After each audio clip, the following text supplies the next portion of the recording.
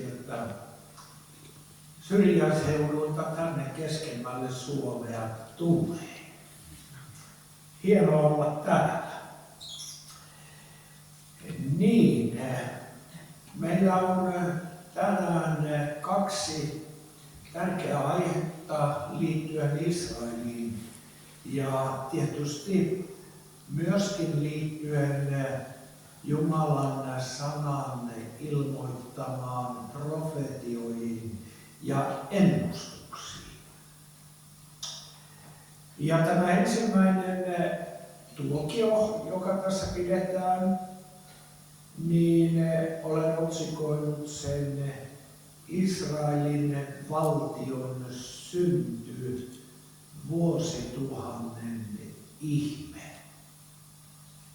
Raamatusta löytyy monia profetioita, jotka liittyvät lopun aikoihin, ja voin todeta, että kaikkein, tai ainakin yksi kaikkein merkittävin profetia lopun aikoihin liittyen on Israelin kansan paluu takaisin omaan maahansa ja Israelin, voisiko sanoa, uudelleen syntyminen, joka tapahtui vuonna 1948.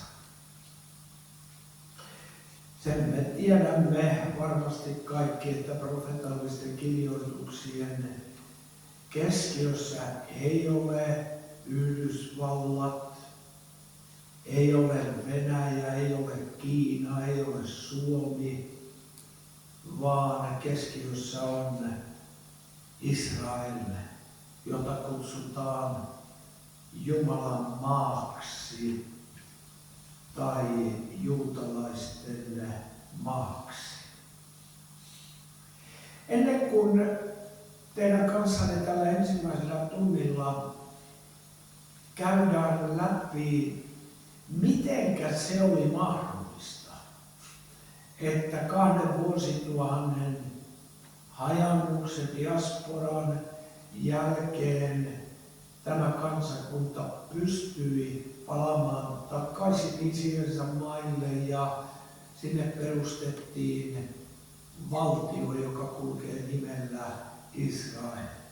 Mä luen 2 merkittävää profetiaa niin, että voimme olla vakuuttuneita siitä, että se ei ollut sattuma, se ei ollut vahinko, eikä edes länsimaisten kansojen niin kuin syyllisyyden pyyhkiminen pois siitä, että olivat antaneet juutalaisille tapahtua holokaustin aikana se, mikä tapahtui. Jotkut sanovat, että Israelin valtio syntyi sen tähden, että länsimaat kantoivat huonoa omaa tuntoa ja antamalla sitten tuon maan juutalaisille, niin he vähän niin kuin kohentivat sitä huonoa omaa tuntoa.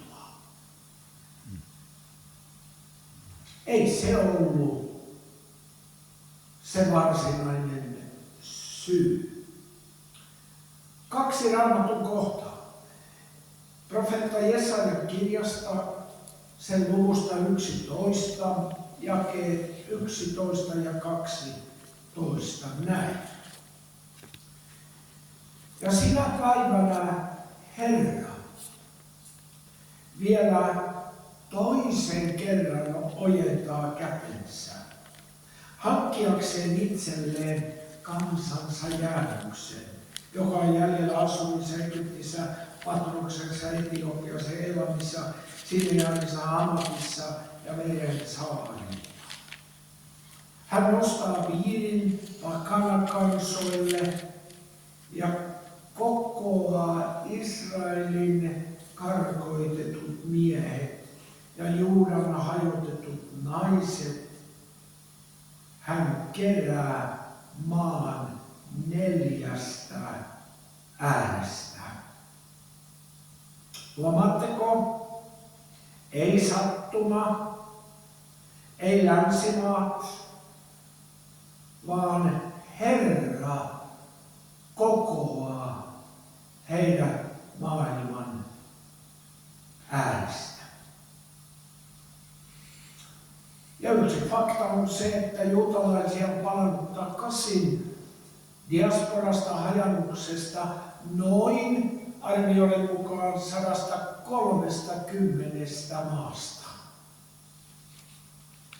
Niin, että tämäkin profetia on toteutunut, niin maan 4 kulmalta sen ääristä he ovat palanneet takaisin. Aamoksen kirjan 9. luku. Luetaan jakeesta 11 jakeeseen 15. Sinä päivänä minä pystytän jälleen Daavidin sortuneen majan ja kokoan sen repeämät ja pystytän sen luhistumat ja rakennan sen sellaiseksi kuin se oli muinaisina päivinä. Nyt meidän täytyy ymmärtää, että tämä ilmaisu Daavidin sortunut maja ei tietenkään tarkoita jotain majaa tai jotain rakennusta. Jotkut ajattelevat sen tarkoittavan temppeliä. Minä taas uskon, että se kuvaa sitä valtakuntaa, joka Daavidin aikana oli ja joka sitten historian saatossa on sortunut. Ja nyt profeetan kautta tulee sana. Sinä päivänä Jumala korjaa ja pystyttää jälleen Daavidin sortuneen majan, eli valtakunnan. Ja näin on alkanut meidän silmiemme edessä tapahtua. Niin, että he saavat omiksensa Edomin jäännöksen ja kaikki pakkanakansat, jotka minun nimiini otetaan, sanoi Herra, joka tämä tekee. Katso, päivät tulevat, sanoi Herra, jolloin kyntäjä tavoittaa leikkaajan ja rypäleiden polkia siemen kylväjän, jolloin vuoret tiukuvat rypälemehua ja kaikki kukkulat kuohkeiksi muuttuvat. Tämä viittaa 1000-vuotiseen rauhan valtakuntaan, joka on vielä edessäpäin. Silloin minä käännän kansani Israelin kohtaloon. Ja he rakentavat jälleen autiot kaupungit ja asuvat niissä. He istuttavat viinitarhoja, juovat niiden viiniä, tekevät puutarhoja ja syövät niiden hedelmiä.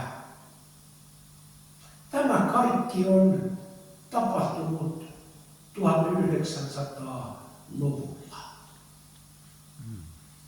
Mekin täällä pääsemme syömään niitä hedelmiä, joita ne kasvattaa.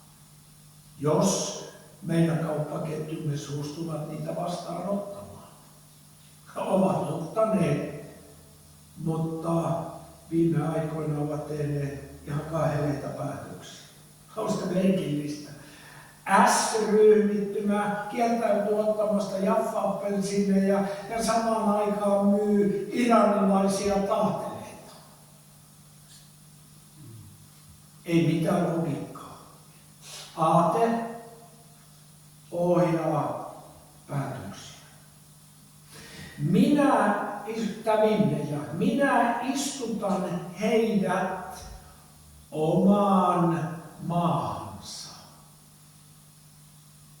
Tämähän se keskustelu on, kenen on tuo maa, jota tänä päivänä kutsutaan Palestiinaksi. Jumala on sitä mieltä, että se on juutalaisten oma maa.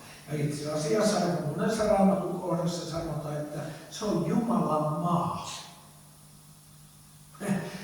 Ja Jumalahan saa antaa omansa kelle haluaa, eikö totta? Ei me voida häntä arvostella. Ja sitten sanotaan, eikä heitä enää revitä pois maastansa, jonka minä olen heille antanut, sanoi Herra, sinun Jumalasi. Jotkut Raamatun selittäjät väittävät, että tämä liittyy niin Babylonian vankeudesta palanneisiin, että Jumala antoi heille uudelleen mahdollisuuden palata takaisin omaan maahansa. Ei se voi pitää paikkansa, kun tässä kerran sanotaan, että eikä heitä enää revitä pois maastansa. Ja minun historian tietämykseni mukaan niin juutalaiset vuonna 70 ja 130-luvulla jälkeen Kristuksen karkoitettiin omasta maastaan.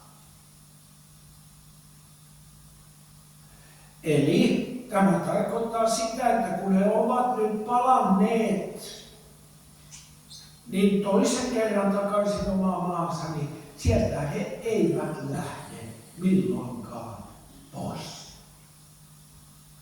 Ja aivan turha on iranilaisten ja palestiinalaisten ja terroristien huutaa, että from the river to the sea, Palestine will be free. Joelta merelle Palestiina vapautetaan. Ja jos niin tämä ja niin sanottujen palestiinalaisten haltuun tämä maa-alue joelta merelle, niin minne sitten juutalaiset pannaan? Välimereen. Mutta Jumala on sitä mieltä, että heitä ei enää sieltä koskaan revitä pois. Nämä on huikeita Raamatun profetioita, jotka osoittavat meille, että se mitä tapahtui 1900-luvun alussa ja vuonna 1948, se on Raamatun profetioiden täyttymys. Eikä mikään sattuma eikä mitään muutakaan. Kolme asiaa tästä nousee. Ensimmäinen on se, että se vahvistaa meille Raamatun jumalallisen alkuperän. Kaikki tietävä, kaikkialla läsnä oleva ja kaikki voipa Jumala on tämä kirja meille antanut. Toiseksi se osoittaa Jumalan ikuisten suunnitelmien loppuvaiheen alkaneen, koska useissa kohdissa puhutaan aikojen lopusta tai lopun ajosta.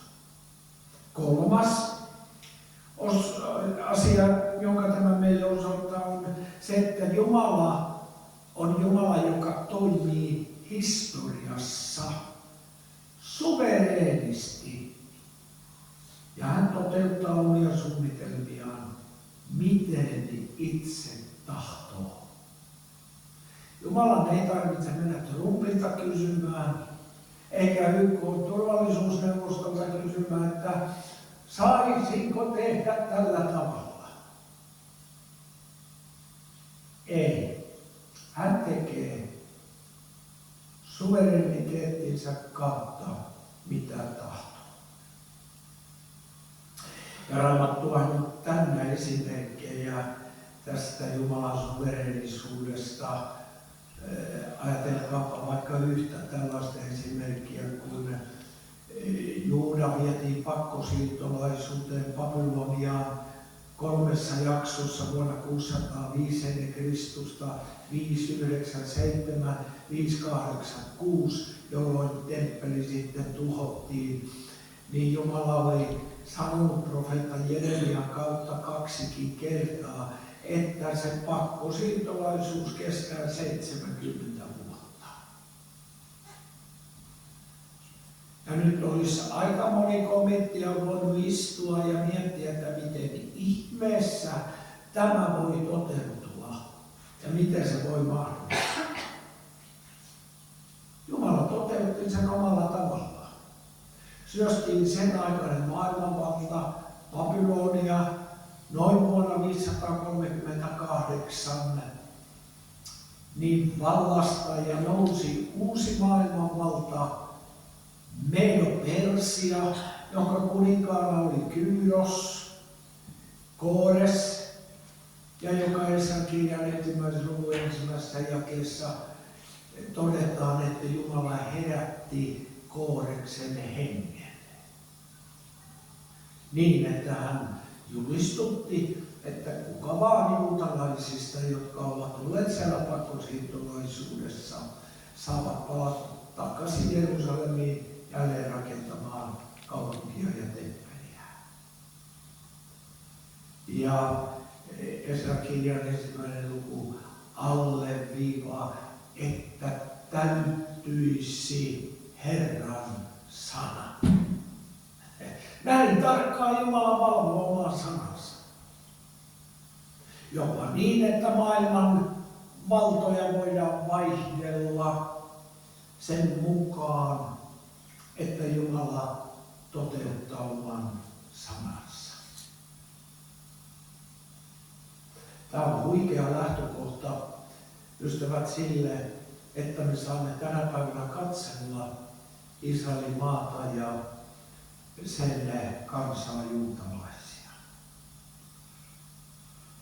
Mutta meidän on tietenkin mielenkiintoista tarkastella seikkoja, jotka vaikuttivat sionismin syntyyn. Sionismia tarkoittaa pyrkimystä perustaa juutalaisille oma valtio. Mikä vaikutti Israelin valtion syntyyn ja siihen, että juutalaiset palasivat takaisin omaan maahansa? Näitä Jumalan suunnitelmia peliliikkeitä on tavattoman mielenkiintoista historiasta katsella. 1700-luvun lopussa ja 1800-luvun luvulla niin Euroopassa ja Venäjällä asuvat juutalaiset olivat pyrkineet niin sanotusti assimiloitumaan, eli sulautumaan osaksi niitä kansoja, joiden keskuudessa he elivät. Tämä ei tietenkään ole ollut Jumalan tahto, että ne sulautuisi sinne ja luopuisivat omasta uskonnostaan ja siitä, mitä he isiltään ovat tehneet. Ja kun tämä sulautumispyrkimys oli alkanut lisääntyä, niin alkoi juutalaisvainot. Kun juutalaisvainot olivat vähentyneet ja juutalaiset siihen aikaan olivat monin paikoin saaneet samoja oikeuksia kuin muillakin, niin ne tulivat hyväksytyiksi. Niin oli suuri vaara, että nyt ne sulautuu ja niiden identiteetti katoaa. Mutta se ei ollut Jumalan suunnitelmien mukaista. Venäjällä, jossa asui huomattava määrä juutalaisia, ja asuu siellä vieläkin, niin vuonna 1881 Venäjän tsaari murhattiin pommihyökkäyksessä. Kapinallisten joukosta löytyi nuori juutalainen nainen nimeltään Hesia Helfman. Hänellä itse asiassa oli tässä attentaatissa hyvin marginaalinen rooli, mutta koska hän oli juutalainen, niin syyt pantiin hänen niskoille ja juutalaisten niskoille. Ja niinpä alle vuodessa Venäjällä 215 kaupungissa ryöstettiin, pahoinpideltiin ja tapettiin suuri joukko juutalaisia. Pogromit alkoivat taas, jonka seurauksena juutalaiset pakenivat eri puolille. Ja monet heistä päätyivät Palestiinaan. Historia kertoo meille, että silloin ensimmäiset sionistit heräsivät henkiin. Ja Venäjällä syntyi ensimmäinen sionistinen liike, joka kulki nimellä HVV, Sionin rakastaja. Sen sijaan, että juutalaiset olisivat pyrkineet sulautumaan, niin ne alkoivatkin tähyillä isiensä maalla. Historia kertoo meille, että siihen asti Israelissa, Palestiinassa eli lähinnä uskonnollisia juutalaisia. Ja ne oli hyvinkin uskonnollisia ne juutalaiset, jotka halusivat palata sinne. Ja heidän pääasiallinen motiivinsa oli se, että he halusivat kuolla Jerusalemissa. Tulla haudatuksi pyhään kaupunkiin. Heillä ei ollut poliittisia päämääriä. Ja niinpä ympärillä elävät arabit alkoivat kutsua heitä kuoleman lapsiksi. He tulivat Palestiinaan, Jerusalemiin sitä varten, että kuolisivat siellä.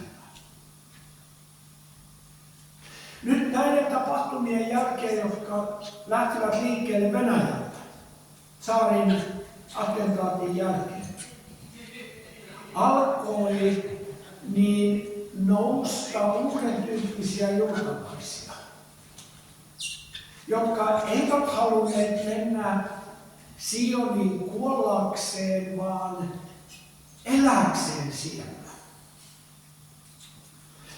rakentaakseen sinne itsellensä asuinpaikan. Ja kun heiltä sitten kyseltiin matkan varrella, että minkä takia he jättivät omat maansa, niin aika moni heistä vastasi, että tuli tunne, että pitää lähteä. Ja minä kyllä epäilen tietäväni, mistä se tunne tuli. Jumalan vaikutus. 1882 5% Palestiinan väestöstä oli juutalaisia. Vuonna 1914 niitä oli jo 12% maan väestöstä. Huomaatteko mitä juutalaisvainot Venäjällä aikaan saivat?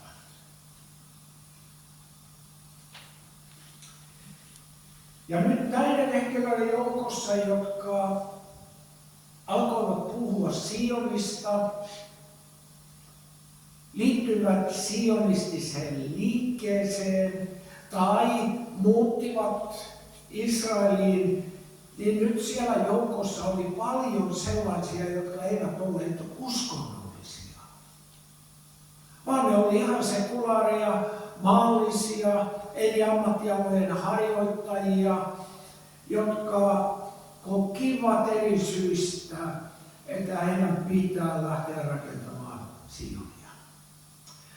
Mä nostan 2 voimakasta vaikuttajaa historiasta, juutalaista, molemmat sekulaaria ja maallistuneita juutalaisia, joita Jumala käytti.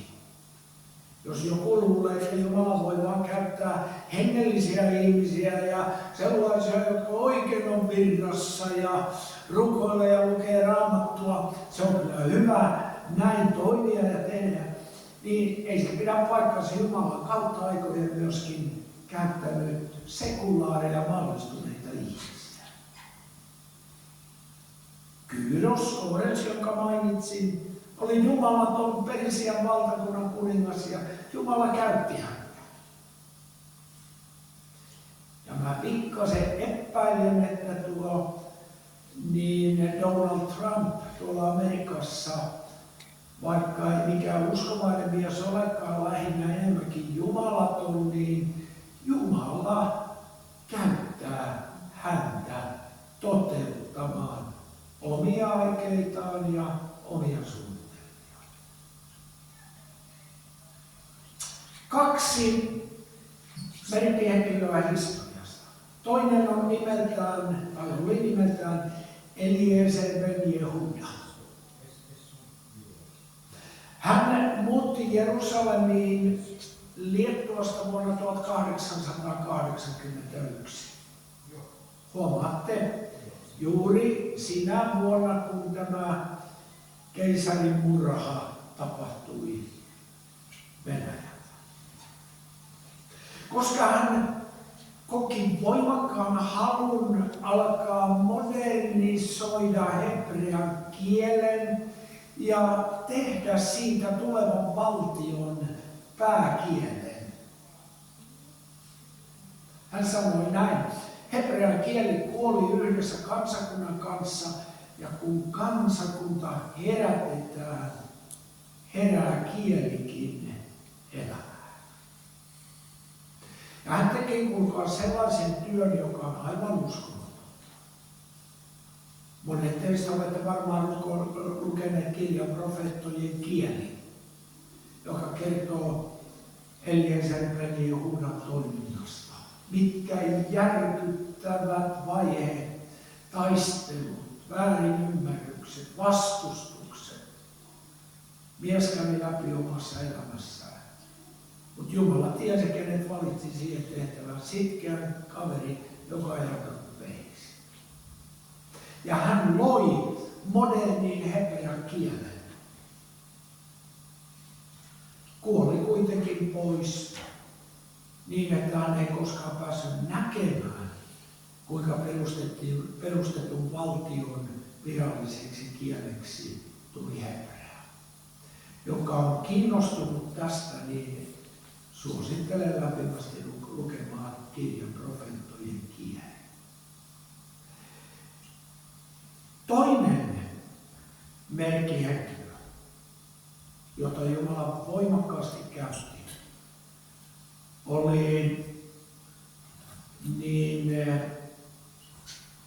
Theodor Herzl niminen mies, jota kutsutaan sionismin isäksi. Hän oli assimiloitu, sulautunut, maallistunut. Hän syntyi Unkarissa, muutti Viiniin ja hän oli lehtimies ja taisi olla myöskin asianajaja.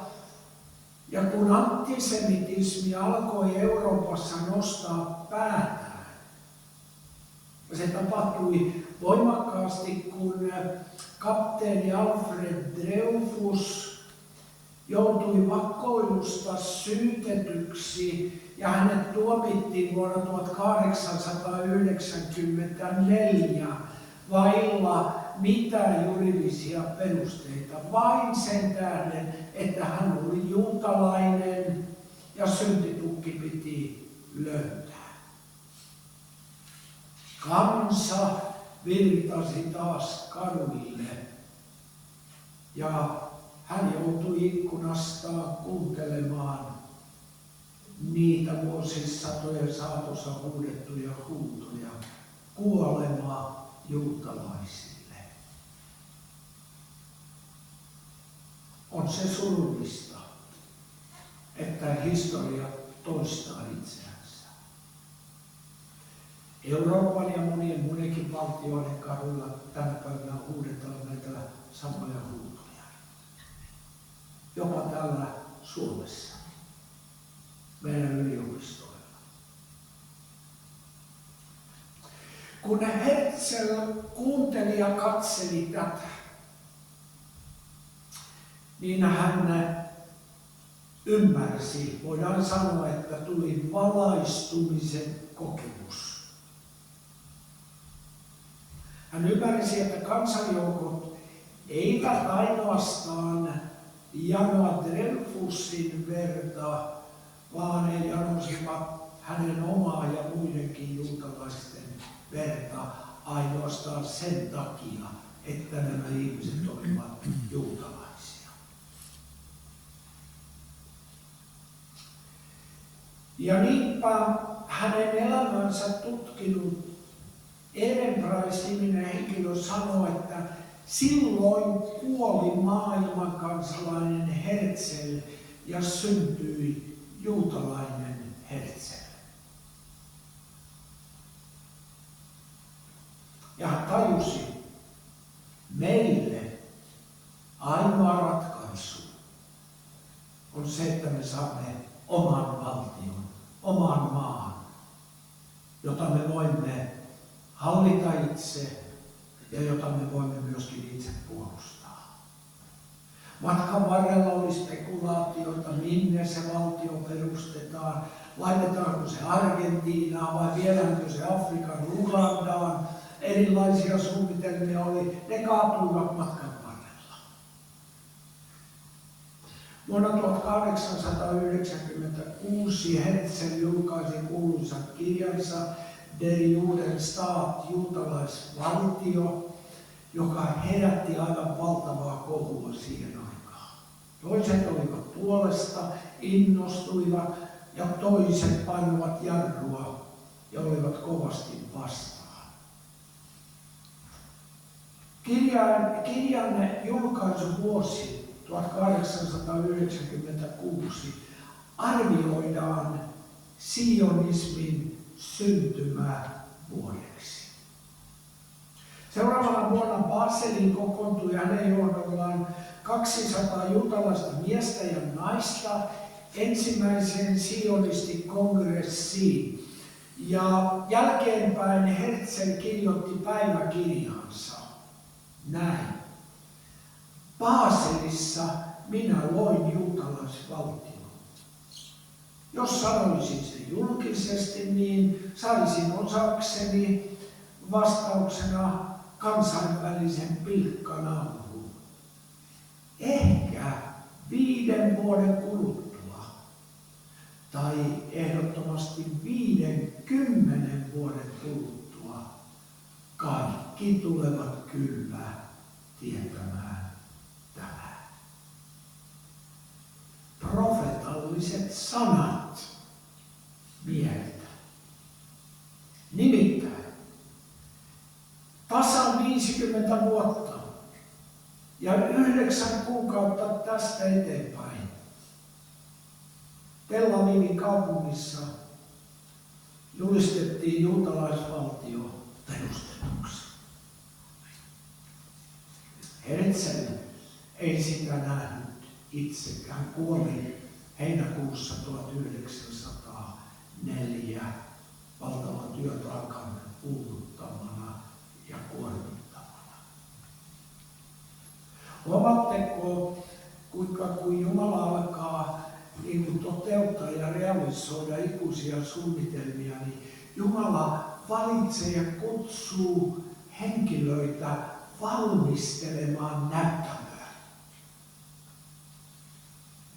Herzl oli yksi niistä.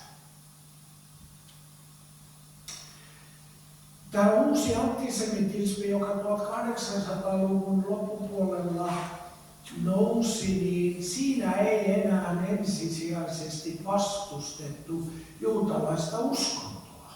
Niin kuin kirkkoisien ja Lutherin kautta oli vastustettu ennen muuta juutalaista uskontoa, vaan nyt alettiin demonisoida rotu. Puhuttiin juutalaisten saastuneesta verestä. Aikaisemmat juutalaiset olivat osittain välttyneet tuholta kääntymällä. Jos he ottivat kristillisen kasteen, niin he saattoivat välttyä tuholta ja kuolemalta. Nyt tämäkin pakotie suljettiin. Uskonnon voi nimittäin vaihtaa, mutta rotua et voi vaihtaa. Ja niinpä tämä assimiloituminen ja sulautuminen eri kansakuntien keskuuteen, se pysähtyy kuin seinään. Koska Jumalalla oli mielessänsä jotakin, joka odotti aikaansa.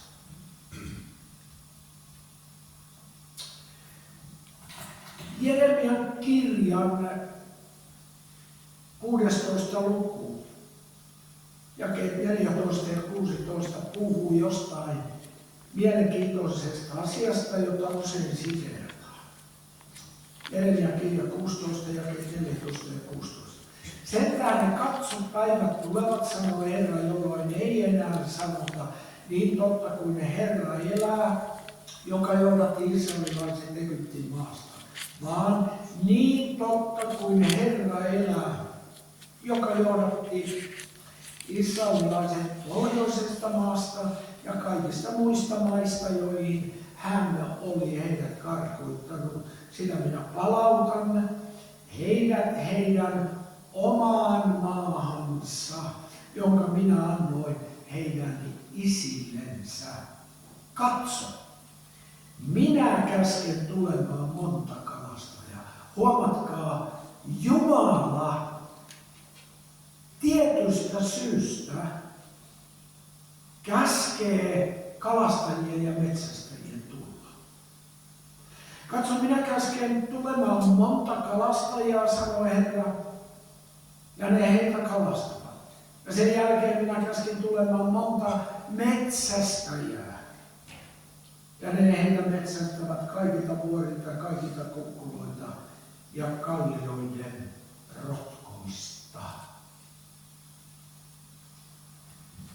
Jumala näyttää ottaneen käyttöönsä kalastajat ja metsästäjät. Miten tätä tulkitaan? Siinä on erilaisia selityksiä, mutta yleinen selitys on se, että nämä kalastajat ja metsästäjät eri aikakausina ovat vaikuttaneet niin juutalaisvainoilla siihen tai jollain muilla siihen, että juutalaiset ovat palanneet takaisin omaan maahansa.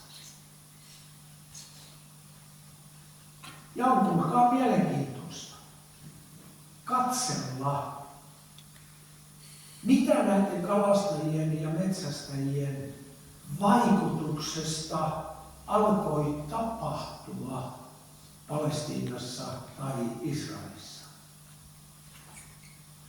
Sinne muutti vuonna 1931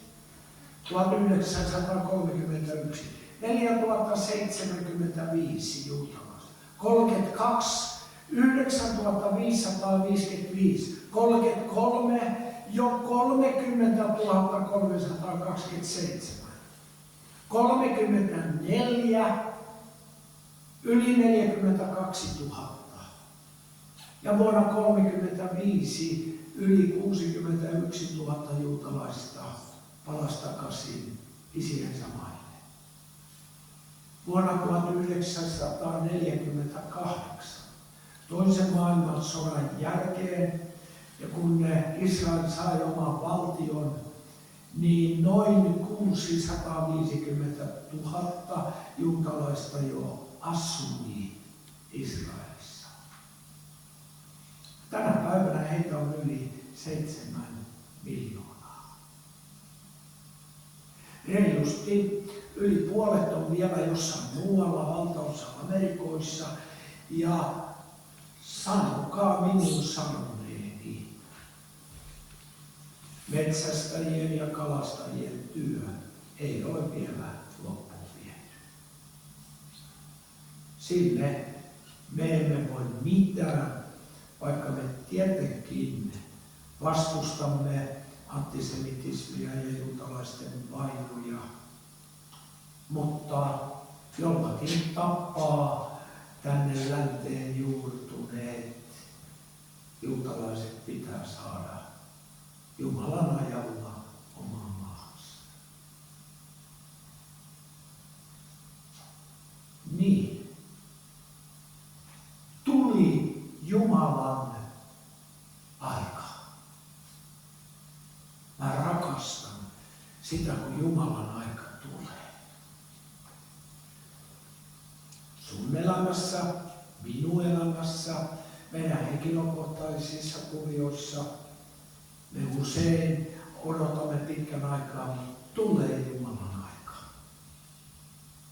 Ja niin kävi Israelin ja juutalaistenkin kohdalla.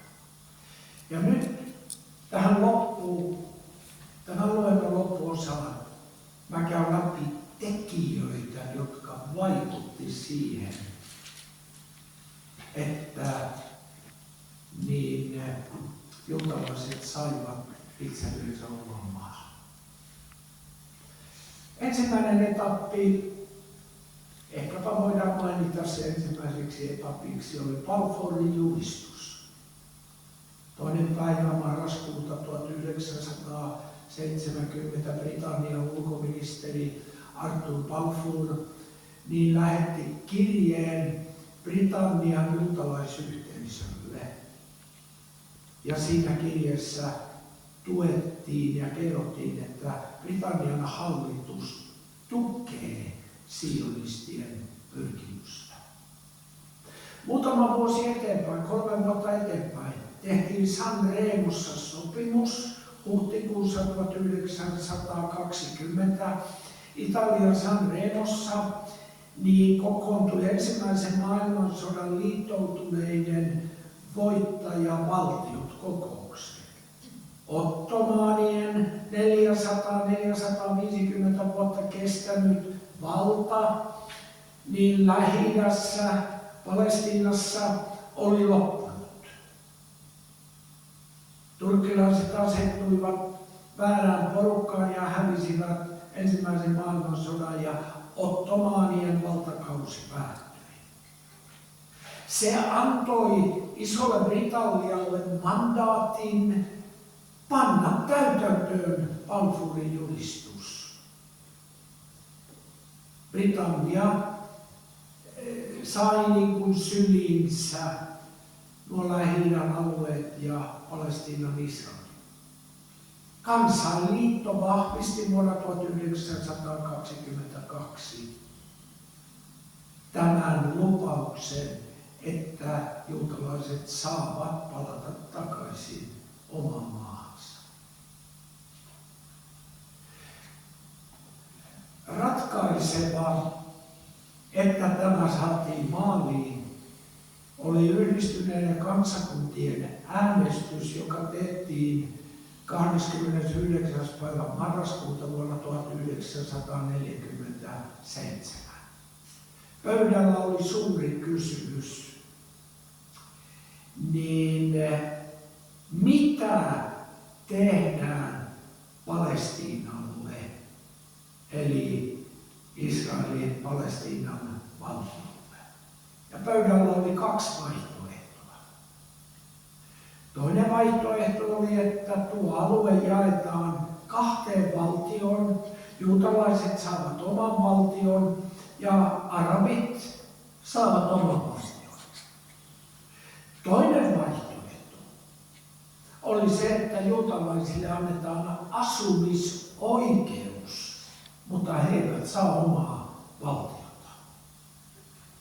Ja jokainen meistä tietää, mitä olisi tapahtunut, jos juutalaisille olisi annettu vain asumisoikeus. Ympärillä olevat arabikansat olisivat syöneet ne elämältä. Tultiin äänestykseen ja kaikki odottivat ja olivat varmoja siitä, että tämä kakkosvaihtoehto tulee menemään läpi. Juutalaiset saavat asua, mutta heillä on vain asumisoikeus ja arabeille jää koko Palestiinan alue. Äänestys tuli.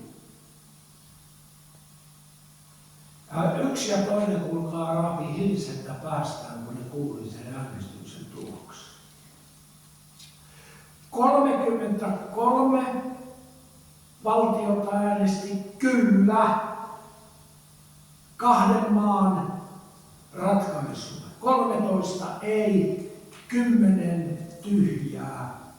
Ja tämä riitti siihen, että yhdistyneet kansakunnat antoivat juutalaisille luvan perustaa oman valtion. Tarkastellaan tekijöitä.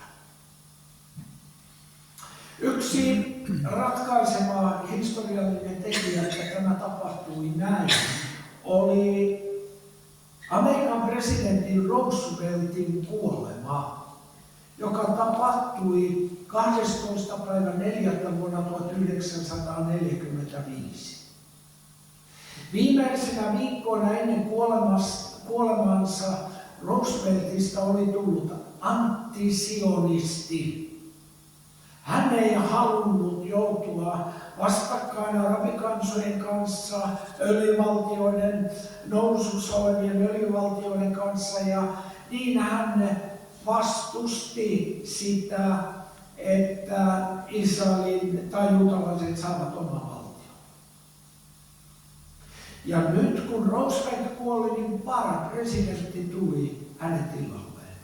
Ja tämän kaverin nimi oli Harry Truman, joka myöhemmin muuten kutsui itseänsä uudeksi koorekseksi.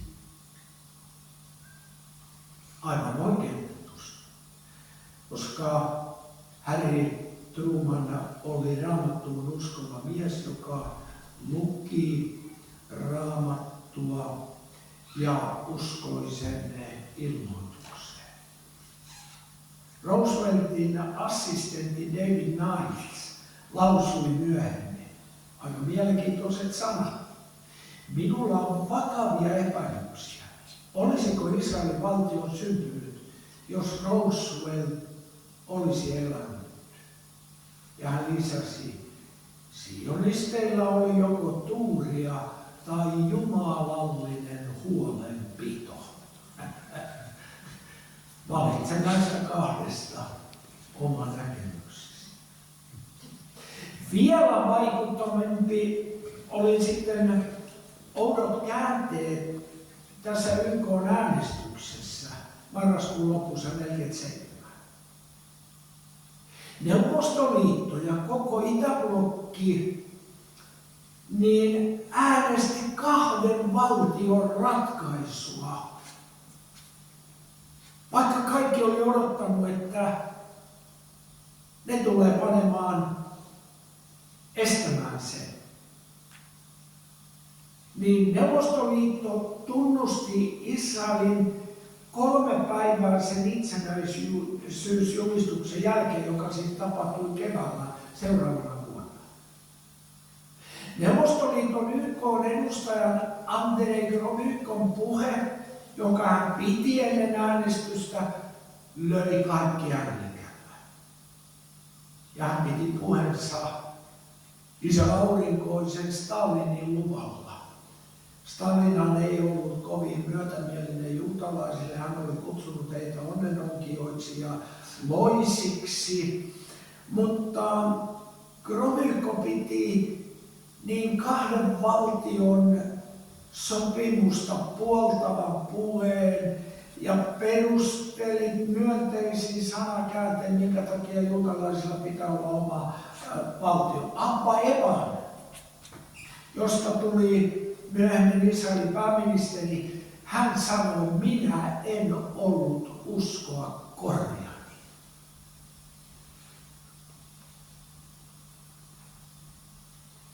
Taitaa muuten olla ainoa kerta, jolloin Neuvostoliitto, nykyinen Venäjä, on asettautunut Israelin puolelle missään YK:n äänestyksessä. Ja se oli se ratkaiseva äänestys, joka ratkaisi asian. Sananlaskujen kirja 21 sanoo, kuninkaan sydän on Herran kädessä kuin vesioja. Hän tajuttaa sen, kun ne tahtoo. Näin kävi tässäkin tapauksessa. Kun Israel sitten itsenäistyi seuraavana vuonna, niin 2 vuoden aikana Tsekkoslovakia, joka kuului tähän Itäblokkiin, toimitti Neuvostoliiton luvalla aseita Israeliin. Länsimaat eivät antaneet, Amerikka ei antanut.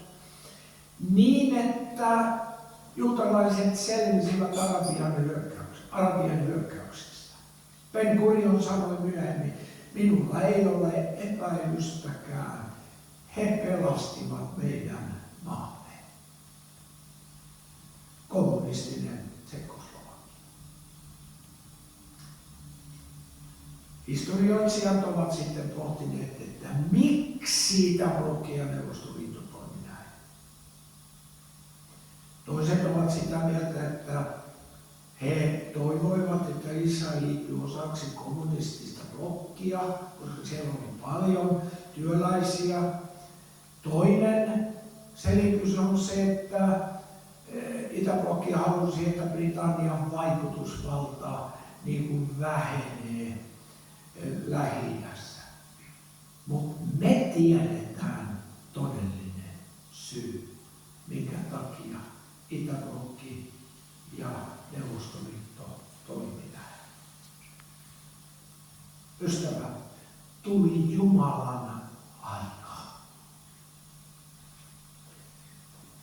Koska Jumala oli kirjoituksissa ilmoittanut, että näin tapahtuu. Ja me elämme nyt jälkiseurauksia näiden tilanteiden keskellä. Minä henkilökohtaisesti itse uskon, että Jumalalla on juutalaisille vielä valtavia suunnitelmia tulevaisuutta silmällä pitää, kun ylöstempaus tapahtuu, seurakunta lähtee. Ja Jumala panee kellonsa käymään uudelleen Israelin kohdalla, niin siellä on 144 000 juutalaista odottamassa jotain tehtävää Jumalalta. 2 säkkipukuista miestä tulee Jerusalemin kaupungissa niin julistamaan. Ja Jeesus palaa takaisin Öljymäelle. Tokko olisi palannut, jos se olisi arabien hallussa. Hän lupasi palata takaisin niin sinne, mistä hän lähti. Ja meille ilmoittaa roomalaiskirjeen 19. luvussa Paavali, että niin jäännös juutalaisista, kun pakanoiden täysiluku on sisälle tullut, niin koko jäännös Israelista tulee kokemaan kansallisen herran.